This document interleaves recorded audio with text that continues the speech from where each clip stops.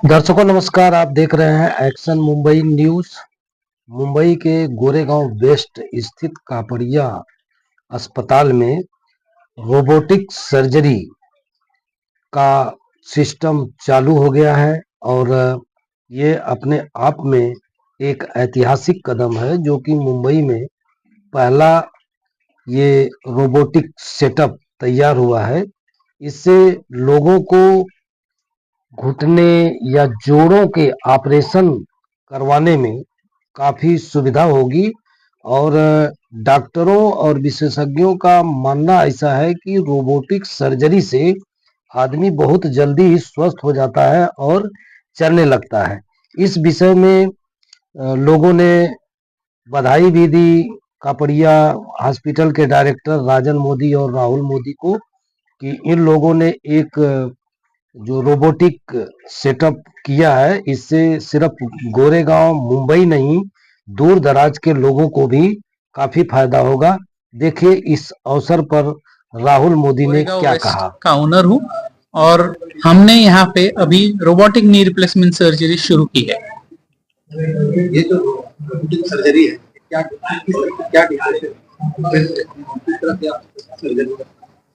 So robotic knee replacement surgery में robot का हाथ है कि घुटने का जो पार्ट खराब हुआ है उसको हम टाइटेनियम के इम्प्लांट से चेंज करते हैं। रोबोटिक दो चीज करता है, एक आपका पेन कम करता है, दूसरा सर्जरी में प्रिसिशन बढ़ाता है। इसके वजह से ऑपरेशन के बाद रिकवरी बहुत फास्ट होती है, नी अच्छे से बैलेंस हो सकता है, जिसके वजह से हम आगे जाके स्क्वाट भी कर सकते हैं और पालथी भी मार सकते हैं। सर्जरी है तो ये ऑपरेशन थिएटर में सर्जरी नॉर्मल सर्जरी होता है, कुछ लोग वहाँ पे डॉक्टर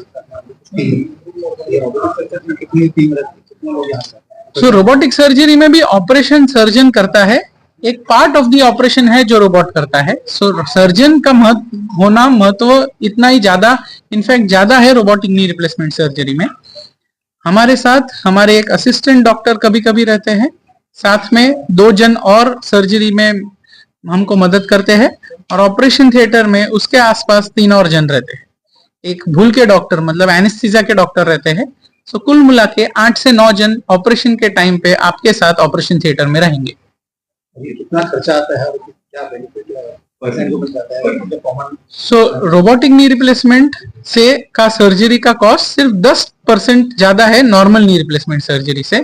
सो रोबोटिक और नॉर्मल में बहुत ज्यादा फर्क नहीं है, जबकि एडवांटेज बहुत ज्यादा है।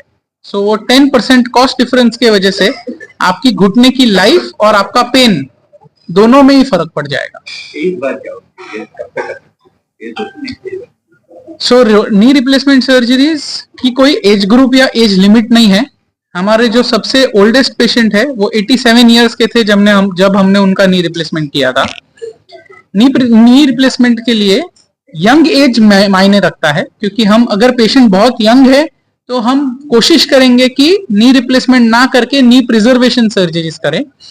बट ओल्ड ये पेशेंट जो सर्जरी नी रिप्लेसमेंट का जो सर्जरी लगता है वो यूजुअली 60 के बाद किया जाता है।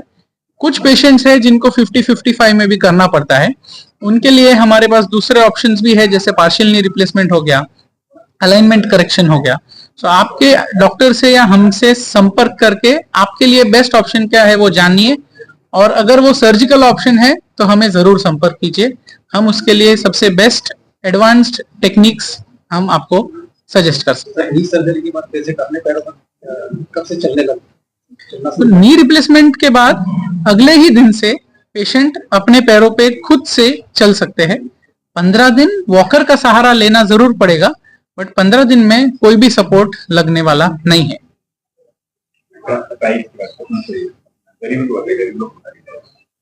सो जो नॉन अफोर्डिंग पेशेंट्स है उनके लिए भी ये रोबोटिक नी रिप्लेसमेंट सर्जरी, मैं ये मानता हूं कि just because patient K pass पैसा नहीं है, उनको अफोर्डेबल हेल्थ केयर या क्वालिटी हेल्थ केयर नहीं मिलना चाहिए, ऐसा होना नहीं चाहिए।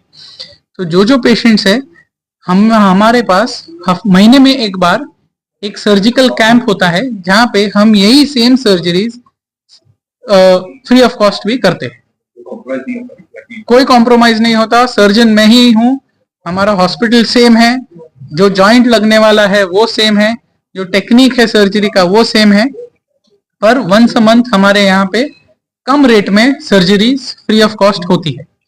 जब हम फ्री ऑफ कॉस्ट बोलते हैं, मतलब कि जो भी स्टैंडर्ड इम्प्लांट का और दवाई का खर्चा लगता है बस वही पेशेंट को भरना है, बाकी कोई कॉस्ट नहीं लगेगा। हमारा स्लोगन ये है कि जिन्होंने हमें चलाया आज आओ उन्हें चलाए। जो जो बच्चे लोग उनके माँ बाप के लिए ये देख रहे हैं, उन्होंने जब आप छोटे थे आपको चलाने का, उन्होंने आपको चलाया था, चलना सिखाया था, आज आपके पास वो चांस है कि जब वो नहीं चल पा रहे तो आप उनको ये नई जिंदगी दे, नए घुटने दे और नई चलने की उम्मीद दे। नमस्कार, तर आता मी डॉक्टर राहुल मोदी आहे, मी ऑर्थोपेडिक सर्जन आहे, नी रिप्लेसमेंट स्पेशलिस्ट. आणि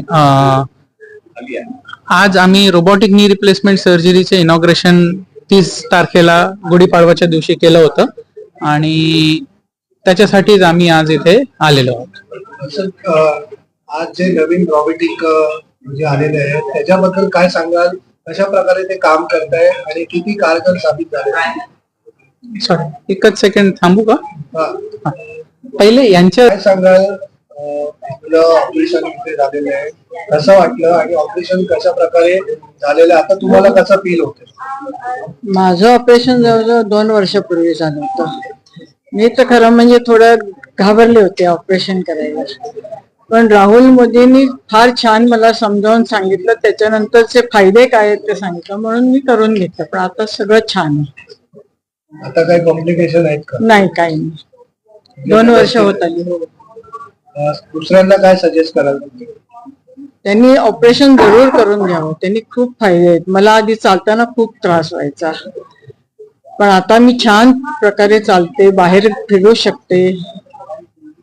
एकंदरीत लोकांच्या मनामध्ये भीती असते कुठे ना कुठे, ऑपरेशन बरोबर होईल का, नंतर काय त्याचा इफेक्ट नको व्हायला, अनेक गोष्टी असतात. पण आता तुमचं ऑपरेशन सक्सेस झालंय तर इतरांचंही सक्सेस होईल असं तुम्हाला वाटतं? हो, नक्की होईल. तर यायला पाहिजे लोक. नक्की यायला पाहिजे. तर काउन्सिलिंग, डॉक्टर राहुल मध्ये काउन्सिलिंग पण छान करतात. का तुम्ही ऑपरेशन करून घ्यायला पाहिजे, छान प्रकारे समजावून सांगितलं मला, म्हणून मी तयार झाली. काय सांगाल एकंदरीत आज ज्या प्रकारे पत्रकार परिषद झाली आणि आता आम्ही पेशंटशी सध्या संवाद साधला, त्यांचंही म्हणणं आहे की खूप सुंदर आणि खूप छान प्रकारे ट्रीटमेंट होते. त्याच्या अगोदर आपण त्यांच्याशी संवाद साधता, त्याच्यानंतर ते ऑपरेशन साठी पुढे मूव्ह करतात. मग कशा प्रकारे आपण लोकांशी संवाद साधून लोकांना काय सांगतो? तर लोकांना मी हेच सांगतो की ऑपरेशन ज्यांना गरजेचं असेल ते ऑपरेशनच्या पहिले पण दुखीमध्येच असतात, म्हणून त्यांना आम्ही ऑपरेशन सजेस्ट करतो. आता हे रोबोटिक नी रिप्लेसमेंट जे झालंय त्याच्यामध्ये ऑपरेशनच्या नंतर जे सर्वात मोठी भीती असते की ऑपरेशन नंतर पेन होणार, तेच सर्वात पहिले कमी झालेलं आहे. तर ऑपरेशन नंतर पुढच्या दिवसापासून चालू शकते, मांडी घालून बसू शकतात, थोड्या महिन्यानंतर पायऱ्या चढू तर पाहिजे तेवढं करू शकतात, आणि चालताना मेन तर पेन होत नाही, म्हणजे स्वतःचे काम स्वतःच करू शकतात. हे सर्वात मोठे फायदे आहे ऑपरेशनचे. आणि ऑपरेशन हे खूप जास्त आता पहिल्यासारखं डेंजरस किंवा कॉम्प्लिकेशन्स राहिलेले नाहीत. आता रोबोटिक मुळे ऑपरेशनची सक्सेस रेट पण वाढलेली आहे. तर जर तुम्हाला त्रास असेल तर माझ्या मतेने तुम्हाला एकदा चेक करून घ्यावं, आणि जमत असेल आणि कोणी सजेस्ट केलं आहे नी रिप्लेसमेंट सर्जरी तर ते फारच सक्सेसफुल सर्जरी आहे, ते करून घ्यायला पाहिजे. सर, आतापर्यंत किती जणांचं ऑपरेशन सक्सेसफुल झालेलं आहे आणि लोकांच्या मनात अनेकदा भीती असते, तर त्या भीतीला बाहेर काढण्यासाठी आणि लोकांनी पुढे येण्यासाठी किती महत्वाचं काय झालं? आता रोबोटिक नी रिप्लेसमेंट सर्जरी फारच नवीन पद्धती आहे नी रिप्लेसमेंट सर्जरीची. मी जवळजवळ 500 ते 1000 नी रिप्लेसमेंट सर्जरी केलेले आहेत, आणि त्याच्याबरोबरच रोबोटिक पण भरपूर केलेले आहे. आता हे रोबोटिक सर्जरीमुळे आम्ही पहिले जे करायचो आणि याच्यामध्ये फारच मोठा फरक आहे ऍज कम्पेअर्ड टू पेन आणि प्रिसिशन. म्हणजे हे 2 P जे आहेत, पेन आणि प्रिसिशन, ते भरपूर मोठा फायदा होतो रोबोटिक मध्ये. पेन कमी होते आणि प्रिसिशन वाढते. तर रोबोटिक नी रिप्लेसमेंट सर्जरी हेच आता आन्सर आहे पुढच्या काळामध्ये नी रिप्लेसमेंट करण्यासाठी. अनेक असं स्लम मध्ये अनेक लोक आहेत जे अशा उपचारासाठी पुढे येणं त्यांना गरजेचं आहे, जेणेकरून त्यांना कुठेतरी पुढे त्याचा फायदा होईल. तर जे गावाकडे पेशंट आहे आणि जे बेसिकली जे पण पेशंट ज्यांना नी मध्ये पेन आहे, ज्यांना चालताना गुडघ्यामध्ये दुखते आणि स्वतः चालू शकत नाही किंवा चालताना एवढं वेदना होतात की चालण्यामध्ये 2 कदम चालण्यामध्ये पण त्यांना विचार करावा लागतो, त्यांच्यासाठीच हे रोबोटिक नी रिप्लेसमेंट अतिशय कमी खर्चामध्ये इथे कपाडिया हॉस्पिटलमध्ये होते. तर तुम्हाला काही जानकारी काय घ्यायची असेल तर खाली जे नंबर आहेत त्यांच्यावर फोन करा आणि एकदा येऊन आम्हाला भेटा. तुमची वेदना आम्ही दूर करणार. आमचे मोटो आहे, जे लोक ज्यांचे वडिलांना आणि आईला हे त्रास होतोय त्यांना पण आम्ही हेच हे देणार की तुमच्या आईला आणि तुमच्या वडिलांना तुम्हाला आता चालवायचा उपयोग भेटलाय, म्हणजे तुम्हाला आता ते ऍडव्हान्टेज और सौभाग्य भेटणार की तुम्ही त्यांना चालवणार. त्यांनी तुम्हाला चालवायला शिकवलं जेव्हा तुम्ही लहान होते, आता मोठे होऊन तुम्ही त्यांना चालवू शकतात. तर हे अपॉर्च्युनिटी तुम्ही लूज करू नका. आणि आमचा मोटो हेच आहे, जिन्होंने तुम्हें चलाया आओ आज उनको चलाए. सो मराठी माझं थोडस हे आहे म्हणून मी थोडस तुम्हाला बोलण्यामध्ये माझं इमोशन पोचत असेल पण वर्ड पोचत नसेल तर